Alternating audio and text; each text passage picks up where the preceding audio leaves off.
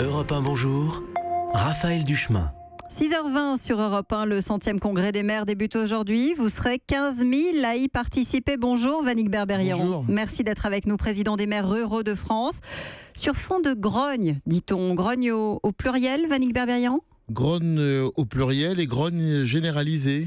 Je crois que la situation est comme jamais, avec un été qui a été catastrophique, où les mauvaises nouvelles se sont succédées, et puis le sentiment que nous ne sommes pas vraiment entendus, et qu'aujourd'hui c'est la technostructure dans sa plus belle expression qui est en train de diriger et de tirer les ficelles. Votre principal problème aujourd'hui, c'est quoi ? C'est la baisse des dotations des collectivités, 13 milliards d'euros sur le quinquennat, donc limitation de la hausse des dépenses de fonctionnement. Sinon, il y aura des sanctions financières. Mais disons que alors ça, c'est une illustration de la difficulté que nous rencontrons aujourd'hui, mais plus largement, au-delà de cet exemple précis, il y a pour nous l'inquiétude par rapport à l'avenir de la commune, où on voit bien qu'elle est menacée, et quoi qu'en disent un certain nombre de responsables politiques, la commune est menacée comme jamais. On la dépouille de ses prérogatives, on lui diminue ses moyens, et on ne donne pas la possibilité aux élus d'assumer ce pourquoi ils se sont présentés aux élections municipales. Donc la reconnaissance de la commune comme échelon premier de la démocratie, pour nous les maires, en particulier les maires ruraux, c'est quelque chose d'essentiel. C'est pour ça qu'André Léniel, vice-président de l'Association des maires de France, dit attention, il y aura peut-être un recours au Conseil constitutionnel pour faire pression sur l'exécutif si on n'est pas mieux considéré ? Oui, alors... C'est quelque chose qui est envisageable pour vous, ça ? C'est quelque chose qui est envisageable, parce qu'on ne peut pas continuer comme ça à dire que la commune a la compétence générale, c'est-à-dire qu'en théorie, elle est à même d'assumer ses responsabilités, ses fonctions, et en même temps la dépouiller de ses moyens et de ses compétences. Donc aujourd'hui, vous avez le sentiment, vous, en tant que maire, d'avoir une étiquette de maire, mais c'est tout ? Une étiquette et une responsabilité. Je vais vous donner un exemple. Il y a 2 jours, une maison a brûlé sur mon village. Les adjoints qui étaient présents se sont occupés d'accueillir les personnes, de les reloger, etc. Donc il y a une réalité de terrain que malheureusement n'est pas comprise au plus haut niveau. Vous avez une contrainte budgétaire qui est énorme aujourd'hui. C'est quelque chose que vous arrivez à faire valoir auprès du gouvernement ?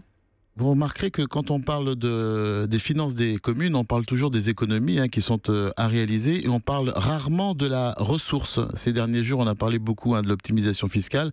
Je crois qu'à un moment donné, il faudra aussi se poser la question de la ressource.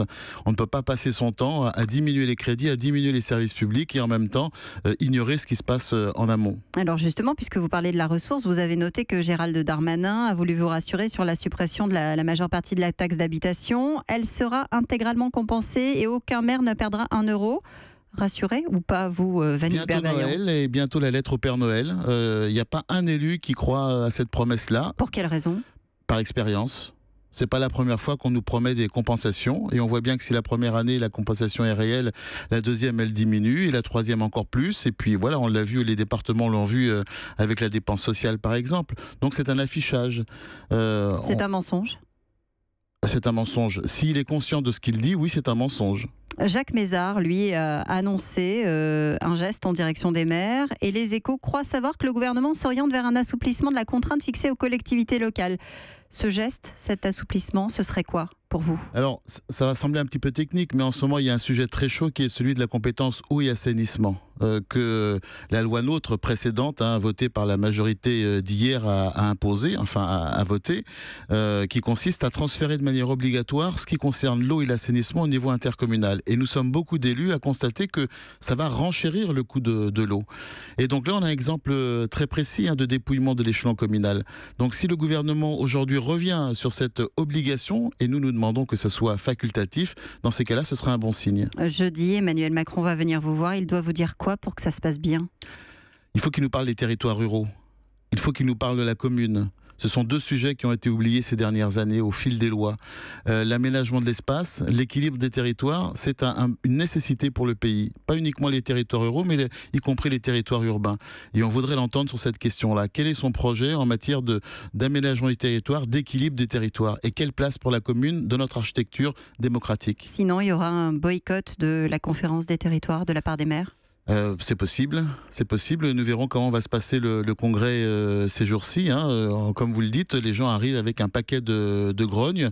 Je crains que les quelques mesures qui risquent d'être présentées ne soient pas suffisantes pour calmer ce mécontentement. On verra, on aura la réponse dans 48 heures avec la visite du chef de l'État au 100e congrès des maires de France. Merci Vannick Berberian d'avoir été avec nous en direct ce matin sur Europe 1.